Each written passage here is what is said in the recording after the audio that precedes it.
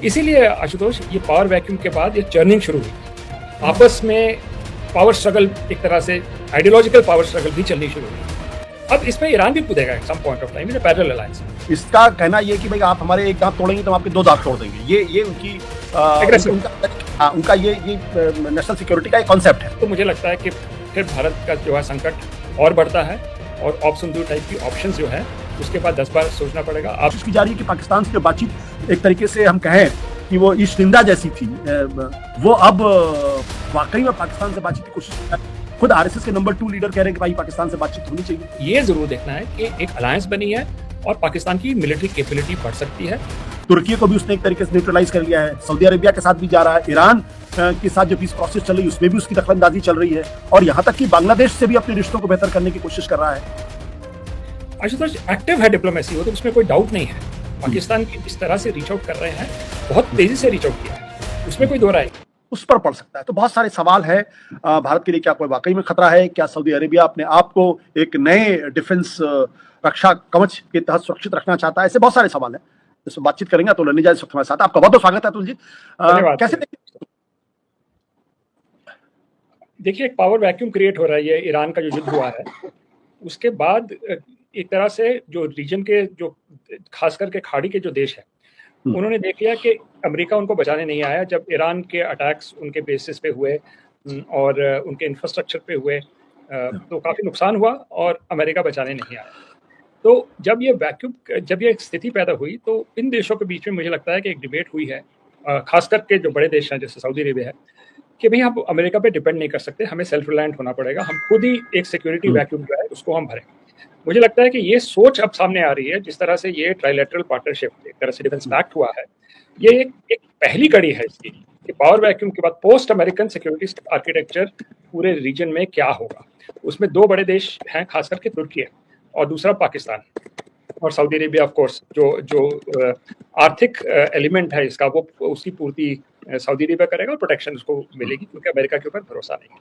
तो मुझे लगता है कि इसी कॉन्टेक्स्ट में हुए हैं, लेकिन एक घटनाक्रम चला है Ashutosh. Not the end game, ये फर्स्ट स्टेप है कि एक तरह से इसको इस्लामिक फ्रंट कहना मुझे नहीं लगता कि ये सही होगा, क्योंकि ईरान इसके बाहर है जो एक बहुत बड़ा एक इस्लामिक देश है। क्योंकि ये जो पैक्ट होगा, और इसमें महत्वपूर्ण बात है कि पाकिस्तान एक एटॉमिक एनर्जी या एक न्यूक्लियर पावर स्टेट है, तुर्की के पास इस्लामिक कंट्री में सबसे बड़ी फौज है, सऊदी अरेबिया बहुत अमीर है, और सऊदी अरेबिया और तुर्की के बीच में एक ट्रेडिशनल राइवलरीज भी रही है इस्लामिक लीडरशिप को लेके। तो तीनों एक साथ आ रहे हैं और इसलिए तीनों के आने को एक तरीके से एक बड़ी घटना के तौर पर देखा जा रहा है, और ये कहा जा रहा है दरअसल ये इस्लामिक देश अब अपने आप को यूरोपीय या फिर अमेरिकन जो रक्षा कवच है उससे अलग करने की कोशिश कर रहे हैं। और अगर सऊदी अरेबिया और तुर्की मिलकर उसमें आते हैं, एक तरह से एक फुटप्रिंट तुर्की का सऊदी अरेबिया में आता है। तो एक ये साथ में सब प्लॉट भी चल रहा है leadership of the Islamic world वाला, जिसमें तुर्की की मंशा बड़ी क्लियर है कि वो सऊदी अरेबिया नहीं, लेकिन हम लीडरशिप उसको देंगे। इसीलिए आशुतोष, ये पावर वैक्यूम के बाद ये चर्निंग शुरू हुई है, आपस में पावर स्ट्रगल, एक तरह से आइडियोलॉजिकल पावर स्ट्रगल भी चलनी शुरू हुई है। अब इसमें ईरान भी कूदेगा at some point of time in parallel alliance. लेकिन ये इंपॉर्टेंट डेवलपमेंट है, और पाकिस्तान का और जो nuclear factor is a important factor, क्योंकि एक तरह से उसको एक रीढ़ की हड्डी मिलती है न्यूक्लियर के साथ। लेकिन क्या पाकिस्तान अपना न्यूक्लियर आर्सेनल किसी और कंट्री के साथ शेयर कर सकता है? मुझे लगता है उसके ऊपर बहुत रेजिस्टेंस आएगी। लेकिन सिंबॉलिकली एक चीज जरूर आती है पाकिस्तान के आने से, that is the nuclear angle, which is right now it is important. आगे डिटेलिंग कैसे होती है, क्या होता है, वो अब इस वक्त हम नहीं कर सकते, उसमें प्रॉब्लम्स आएंगी, लेकिन एग्जैक्ट प्रॉब्लम्स क्या आएंगी इस वक्त विजुअलाइज करना मुश्किल है। But it is important Pakistan का अंदर आना, और उसमें फिर बड़ी इंडिया जुड़। बहुत आपने जो इंडिया का नाम लिया, बड़ी इंटरेस्टिंग बात मैं आपको बताऊं कि दरअसल ये समझौता तो 2 दिन पहले हुआ है। तो ये इंडिया में इसको लेके जो एंग्जाइटी है, या उसको आप कैसे देखते हैं? क्या वाकई में ये भारत के लिए एक बड़ा एक बड़ी चेतावनी है, या उस संदर्भ में देखा जाना चाहिए इसको? बिल्कुल देखा जाना चाहिए। You can't ignore it. लोग कह रहे हैं यार ये मिडिल ईस्ट में इसका फोकस है, साउथ एशिया में नहीं है, लेकिन एक बार एक पैक्ट साइन होता है, एक ट्रीटी साइन होती है, जब म्यूचुअल डिफेंस ट्रीटी, कभी किसी के ऊपर अगर कुछ सैनिक कार्रवाई होती है तो बाकी देश भी कूद पड़ेंगे। आपको याद होगा इंडो सोवियत ट्रीटी 71 की एग्जैक्टली यही फॉर्मुलेशन थी, जिसके तहत सोवियत फोर्सेस ने हमें सपोर्ट किया था। तो अगर जैसे आपने अपने इंट्रोडक्शन में कहा, कल को सिंदूर 2 शुरू होता है, आप काउंटर टेररिज्म के ऊपर जा रहे हैं, कुछ करें, पाकिस्तान के ऊपर अटैक होता है, अगर ये ट्रीटी को हम देखें तो ऑब्वियसली जो 2 बड़े देश हैं, सऊदी अरेबिया और तुर्की है, will be obliged to come in. Already हमने सिंदूर 1 में जो देखा है वो ये देखा है कि जो ड्रोन्स हैं, बैरक्टर ड्रोन्स, ये तुर्की के ड्रोन्स, ये इस्तेमाल हुए हैं उसके। और अगर आप ट्रीटी पार्टनर बन जाते हो तब तो और घनिष्ठ है संबंध, मतलब आपका एक लीगल चैनल खुल गया है सपोर्ट करने का, और उसके ऊपर हस्ताक्षर 3 देशों में। तो मुझे लगता है कि भारत के लिए एंजाइटी की बात जरूर है और काउंटर मेजर्स की बात भी जरूर है, क्योंकि ये कहना नकारना कि प्रॉब्लम नहीं है, प्रॉब्लम तो है। जैसे मैं रक्षा के बारे में काफी देर से रिपोर्ट भी करता हूं, देखा ट्रीटीज का थोड़ी समझ है। This is significant. ये आप ये नहीं कह सकते कि आज सिर्फ मिडिल ईस्ट के लिए होगा। Treaty is treaty, it is neutral, कल इधर कल उधर।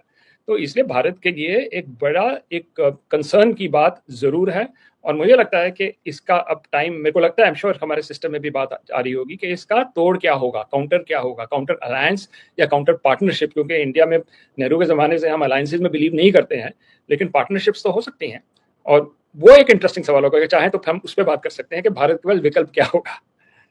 नहीं, निश्चित आप बताएं भारत के पास क्या विकल्प होगा। मैं इसलिए सवाल को कह रहा हूं क्योंकि जो नरेंद्र मोदी की सरकार है, इसका कहना यह कि भाई आप हमारे एक दांत तोड़ेंगे तो हम आपके 2 दांत तोड़ देंगे। ये उनकी उनका ये नेशनल सिक्योरिटी का एक कॉन्सेप्ट है। वो कितनी इफेक्टिव थी मैं उसमें नहीं जाना चाहता। पहलगाम में जब आतंकवादी हमला हुआ तो आपने सीधे ऑपरेशन सिंदूर किया।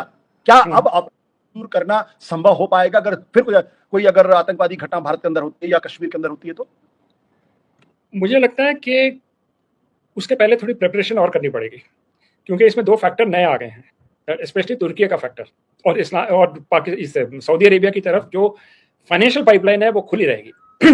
इसलिए नए हथियार खरीदने, सो वो एक तरह से कैपेबिलिटी जो है वो बढ़ गई है। ये एक बड़ा फंडामेंटल चेंज आया है। अब बात आती है कि अगर ऐसा कुछ आतंकवादी हमला होता है तो क्या भारत कर सकेगा?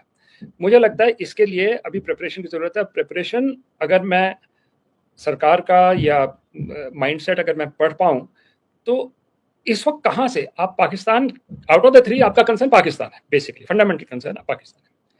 पाकिस्तान को कैसे घेरा जा सकता है? एक तो आप समुद्री तट के नेवल ब्लॉकेड्स वगैरह कराची वाची कर सकते हो।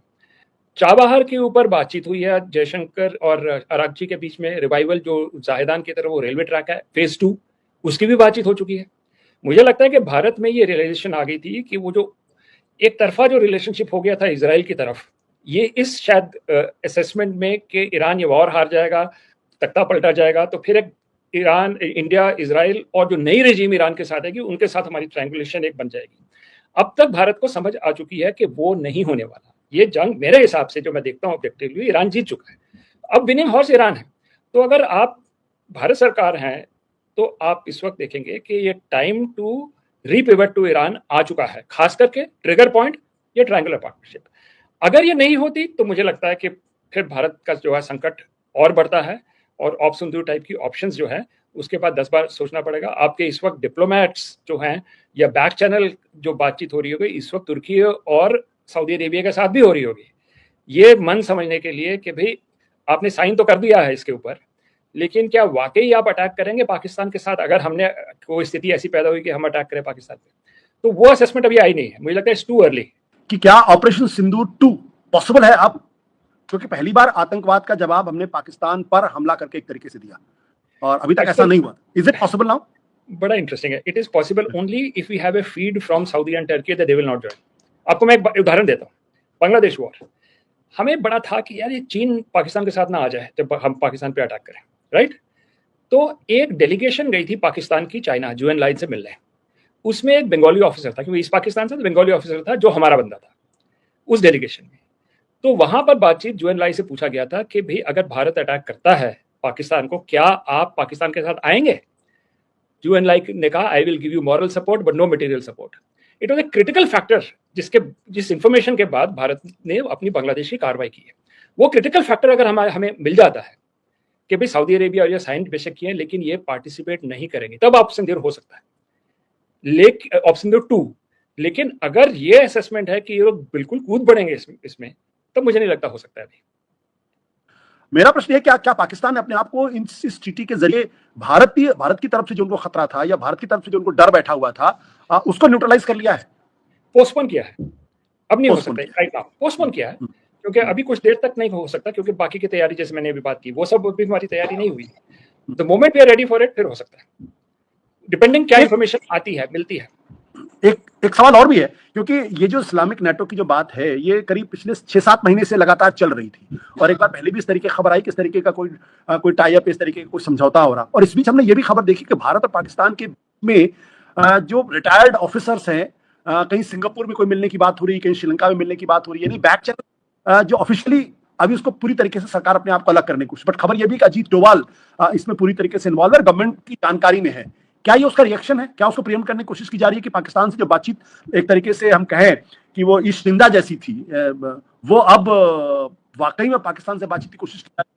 खुद आरएसएस के नंबर 2 लीडर कह रहे हैं कि भाई पाकिस्तान से बातचीत होनी चाहिए। और क्योंकि अमेरिका और पाकिस्तान के रिलेशनशिप बढ़ गए थे, इंडिया के ऊपर प्रेशर आ रहा था, मुझे लगता है अमेरिकन से आ रहा था कि आप बातचीत शुरू करो। इसकी वजह से वो ट्रैक 2 एलिमेंट्स जो हैं वो उसमें शुरू हो गए थे, तो वो अपनी जगह है। मुझे नहीं लगता कि उसका और इसका कोई संबंध नेसेसरीली है, क्योंकि वो एक फ्रॉम द टॉप जैसे किया जाता है कि वो रिवाइव किया जाता है, क्योंकि ऑर्गेनिकली वो नहीं हो रहा था। जैसे आप बात करें, अगर हम लाहौर बस यात्रा, organic from below, India and Pakistan is coming together, हमने कर लिया इसमें। लेकिन हमने ये जरूर देखना है कि एक अलायंस बनी है और पाकिस्तान की मिलिट्री कैपेबिलिटी बढ़ सकती है। बट इंटरेस्टिंग बात आप कह रहे हैं, लेकिन इसी के साथ साथ ये आसिम मुनीर का जो फैक्टर है वो तो इंपॉर्टेंट फैक्टर है। क्या ये कहें कि आज की तारीख में पाकिस्तान जियोपॉलिटिकली भारत से बेटर है इंटरनेशनल अरीना में? अगर आप देखें भाई, पाकिस्तान के रिश्ते अमेरिका से भी बेहतर हैं भारत की तुलना में, चीन से भी उसके रिश्ते बेहतर हैं। कह सकते हैं कि रूस से एट पार कह सकते हैं, कम से कम रूस से उसका कोई दुश्मनी तो नहीं है उस तरीके से। तुर्की को भी उसने एक तरीके से न्यूट्रलाइज कर लिया है, सऊदी अरेबिया के साथ भी जा रहा है, ईरान के साथ जो पीस प्रोसेस चल रही है उसमें भी उसकी दखलंदाजी चल रही है, और यहां तक कि बांग्लादेश से भी अपने रिश्तों को बेहतर करने की कोशिश कर रहा है। आशुतोष, एक्टिव है डिप्लोमेसी, वो तो उसमें कोई डाउट नहीं है। पाकिस्तान की जिस तरह से रीच आउट कर रहे हैं, बहुत तेजी से रीच आउट किया है, उसमें कोई दो राय नहीं। लेकिन मुझे लगता है कि अल्टीमेटली डिप्लोमेसी का होता है कि आपकी इंटरेस्ट कैसे आगे सर्व हो। मुझे लगता है एक तरह से ये, इसको मैं सक्सेस कहूंगा पाकिस्तान की, जो ट्रायंगुलेशन में आ गए हैं। लेकिन मुझे लगता है कि as a Indian I am not worried so much, because मुझे diplomatically come to your point, activism absolutely front foot पे खेला है। क्या ईरान से हमने रिश्ते इतने खराब कर लिए हैं कि अब उसको रिकवर करने में, रिक्लेम करने में टाइम लगेगा? क्योंकि आप पूरी तरीके से इसराइल के साथ खड़े हो गए थे, और अगर आपको पाकिस्तान और ये इस्लामिक नेटो को अगर न्यूट्रलाइज करना है तो आपको ईरान को अपने साथ रखना पड़ेगा, if I go by your logic. तो क्या वो रिपेयरेबल है? एब्सोल्युटली। ये होता है कि नहीं होता? क्या इजराइल का पलड़ा इतना भारी पड़ेगा कि हम अपने नेशनल इंटरेस्ट ना देखें? Then that's a different ball. मैं तो एक जियोपॉलिटिकल एनालिस्ट और लॉजिक की बात कर रहा हूँ, उसमें मुझे लगता है कि एक स्थिति है कि